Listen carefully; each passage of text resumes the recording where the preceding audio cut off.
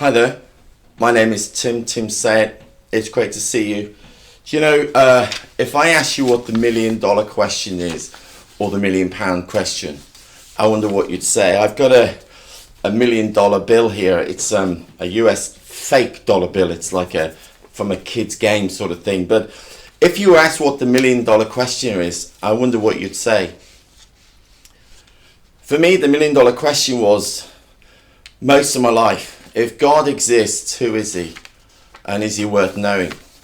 I don't know if you see many of these, but they're pretty interesting because it's pretty detailed and it's quite fun to give out to people, but it doesn't mean anything. It's not a real bill. You see, what gives a note its currency, what gives its value, is the government or the bank. They give it value. You see, if it's not worth anything if no one's going to back it. So really it's just a piece of paper. But if I fold it in half like this, and you'll notice really slowly something happening. If I take the paper here, you'll notice now as I twist it, it changes and the color goes to blue and purple. And it now changes to a British £20 note. In fact, there are two notes. It's moved from something of no real value to far more value. Something which in currency is real and authentic, and something which was fake and a fraud. Not the note, but the worth of the note. It's interesting because when I talk to people about value, you know, if I looked at this note and I said, this is worth 20 English pounds, and I crushed it, it's still worth 20 pounds, right? And if I looked at the note and said, you're rubbish, you're not worth anything, you'll never be anything in life, well, the note doesn't mean anything. It still holds its value. Even if I crush it, stand on it, try and mark it in some way with scars, it still has its value. You know, I had a story that right at the beginning of a book I was reading called the Bible, and it said that God made men and women with incredible value, so much so that he put something of himself in them to represent himself. Incredible value. So that means that if we're made in the image of God, no matter what people say to us or how they speak to us or what they do to us, it does not inherently change our value in God's eyes. And you have never lost your value in God's eyes. Now, I was in the military when I was younger, and I've got my green beret. This was the beret I got when I was a commando. I was bored as a child. I was recently diagnosed with ADHD, and I recognized as a child that we didn't have medication when I was young, and I was quite bored. We didn't have the video games that you have today. We used to just go out and play on our bikes and stuff. And, you know, I remember thinking, I want to get out and go and see the world. My parents divorced when I was 9. I watched my mum try and kill herself. She was so sad at times, and she recovered, but watching that, witnessing that was a shock. Anyway, and that left scars on me. I joined the military at 17, the commandos, and I went and did 5 winters in the Arctic. It's 150 miles in the Arctic Circle, something like that. And I remember being in the Arctic once, and I was being assessed for something, and it was a whiteout. And we were in very, very deep snow. And we had to get these guys from one place to another place, about 10 kilometers, 7 miles at night, 6 miles or something. And the snow was so deep that the front guys with heavy kit had to stomp the snow down. They changed places. And I remember one of the guys saying to me, we're going to die. And the truth is, if you don't stick to your training, you can. But I always knew that as long as we had our compass, we would never go wrong. We'd had the training, we'd seen the map, we knew where we were going. Night or day, cold or warm, that compass would see us through. We had something we could rely on to give us direction. Anyway, later in life, when I left the Marines, I played around with ski schools and doing stuff. And then I was doing magic tricks as a hobby. And in the end, I became the Arsenal magician in London Arsenal Football Club. I worked for the England team, United Artists, Warner Brothers, doing movie premieres. I mixed with all the stars. I did a lot of television in the 90s. And then I was McLaren F1's magician. And I worked for the Paddock Club, which was Bernie Ecclestone's Paddock Club in Formula One. So I was doing really well. And I ended up doing some film, and I ended up sharing a place with a guy on TV. And every night he was unhappy and telling me that even though he was famous and successful, he was unhappy. And that wasn't good for me. I'm going to take this note here and just put my initials on it. And what I've done is I placed my initials in the center. See there?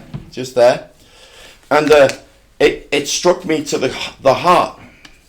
And I'm going to do an illustration with this pen. You see, what I'm going to do here is put the pen straight through the note like that. There it is, straight through. And when I realized that girls, gadgets and golds would never meet my needs, would never make me happy at the core of my being, it struck me through the heart. It was like a dagger going in my heart. And I thought, I'm not going to recover because all my dreams of being famous faded away. Watch this. But I did recover. And I realized that what I was searching for was fake anyway. It wasn't real. You see, I was searching for the wrong things in the wrong places. So I didn't know anything about church in those days, and I went and knocked on a church door. And I said, in the beginning, in the military, you do beginner courses. Have you got any beginner courses on God? And they sent me on this thing called an alpha course, and I went on it. And I learned a few things.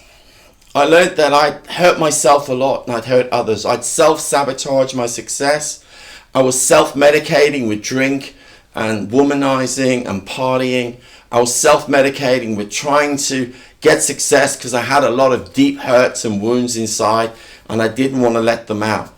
And what I've done is this. I've got a little rope here. I'd like to illustrate it like this. I've got a rope. I'm going to tie a little knot in the middle, and that looks like a knot, but it's not a knot, it's a fake knot. So I want to use some knots as an illustration, but we all put barriers in our life. We all put barriers. You know, what stops us changing? Denial and resistance to change. Often I was immature. I felt my emotional intelligence wasn't great. I didn't think I needed to grow up or change. I was stuck in one sort of stage in my life. And I saw other people get on with their lives and get married and have families. And I felt I was missing out. Now look, I've got a rope with two ends in the middle. But if I do that, this has two ends and this has two ends. And four ends and one rope. Doesn't make sense, does it? So look, let's try it like this. Oops, a daisy. We'll just pull it down. There we go. So now what I have is two ropes. And two ends here, two there. You see, this was the track I wanted to live. But I was living over here, and I realized that real change requires taking radical responsibility. So that's what I did. You see, I recognized that in my life, I had many walls and barriers. This might have been my upbringing. This might have been my experience of relationships. This might have been my experience with life and money. This might be my ambition. And all these things were stopping me from being my true self. And when I went on this course, and started hearing about Jesus, I realized that he wanted to remove all these things and help me be the real me, to help me be the authentic me, to find out my purpose, to find out my destiny, to take the masks off and to not be ashamed of who I was. See, I realized that shame and guilt stops us from being who we are. So we spend a lot of our time hiding. We hide who we really are. And that's what I was doing. I had this huge sense of shame. Anyway, when I experienced Jesus, I realized I had forgiveness. Forgiveness for myself, forgiveness to others, and forgiveness from God. I said, God, if I've messed up, I'm sorry. Then I realized I had a friend with Jesus. He wanted to be my buddy. He wanted to be my master, my God. He wanted to be everything there with me. And it changed my life around. And I brought a few things here I wanted to show you. I don't know about you, but one of my weaknesses is chocolate. These are some of the chocolates that I like. You've got these little Smarties and eggs and this chocolate egg, and I love these. These are called flakes. This is one of my favorites. This is a flake, you know. I self-medicated with food a lot and had a lot of problems with that. And he set me free over a period of time and started doing that. And it made me think, you know, one of my favorite films on TV is this. It's called Willy Wonka and the Chocolate Factory. And I've got a golden ticket here. And I realized that Jesus doesn't just select a few people. You see, the film was quite interesting because in the film, Willy Wonka's a bit like, reminded me of Jesus, because in the film everyone wanted to meet him. And the Chocolate Factory was a bit like heaven, because everyone, if heaven exists, everyone surely would want to go. And everyone in the book wanted to go to the factory. So that was good. And I like chocolate. But then I thought about Willy Wonka. You see, in the film, he only gives 5 tickets away. But the difference is with Jesus, you see, everybody gets a ticket. Everybody gets an invitation. It says here, present this ticket at the factory gates at 10 o'clock in the morning of the first day. And basically, it says you are the lucky finder of this ticket. And it says, bring with you one member of your family, only one, but no one else. In your wildest dreams, you could not imagine the marvelous surprises that await you. And do you know what? It was like that with Jesus. I realized he gives everybody a golden ticket. Do you want a ticket? Do you want to come to the party? Do you want to come to heaven? Do you want to come and know your Creator? Do you want to be my friend? I want to be your friend. I've got your back. And what's really, really interesting about it, if you rip it up or throw it away, it just pulls out another and gives you another invitation.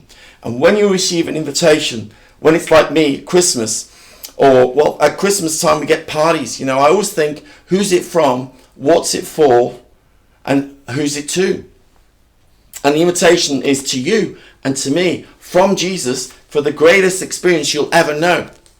And the most beautiful thing about that, the most beautiful thing about this invitation is, it is beyond your wildest dreams. The Christian life is not easy, but there's nothing like it in the world.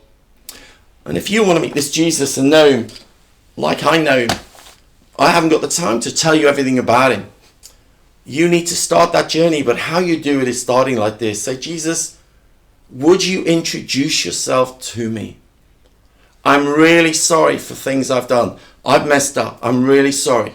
I'm sorry if I've offended or hurt you, hurt others, or certainly hurt myself, because we all hurt ourselves as well. We make promises to ourselves we never keep. We self-sabotage our success. We speak badly to ourselves. And then ask him to forgive you, and he'll forgive you. And then say, come into my life and just direct my life, Lord. I love you. And I promise you, your life will never be the same.